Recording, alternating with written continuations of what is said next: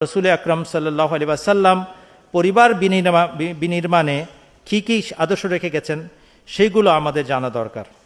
বলেছেন, কখনো কখনো স্বামী স্ত্রীর মাঝে বিবাদ ঘটে, কোনো আচরণে স্বামী ক্ষিপ্ত হয়ে যায় স্ত্রীর প্রতি, এটা ভুল।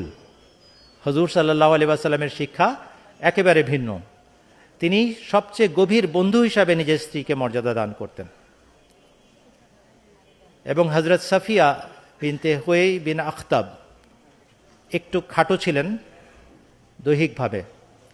হুজুর সাল্লাল্লাহু আলাইহি ওয়াসাল্লাম সবচেয়ে সম্মানিত এবং নবীদের সর্দার ছিলেন, কিন্তু যখন দেখলেন তার স্ত্রী তার বাহনে চড়তে পারছেন না উচ্চতার কারণে, সবচেয়ে পবিত্র নবী তার হাঁটু এগিয়ে দিলেন, তার পা এগিয়ে দিলেন, তুমি আমার পায়ে পা রেখে তোমার বাহনে চড়ো। হুজুর সাল্লাল্লাহু আলাইহি ওয়াসাল্লামের স্ত্রী হযরত রাসূল আকরাম সাল্লাল্লাহু আলাইহি ওয়াসাল্লামের পায়ে পা রেখে, তার হাঁটুর উপরে পা রেখে বাহনে চড়েছিলেন। এমন রোম্যান্টিক দৃশ্য কি আজ দেখা যায়? হুজুর সাল্লাল্লাহু আলাইহি ওয়াসাল্লাম তাদের স্ত্রীর এরকম মর্যাদা দান করেছেন।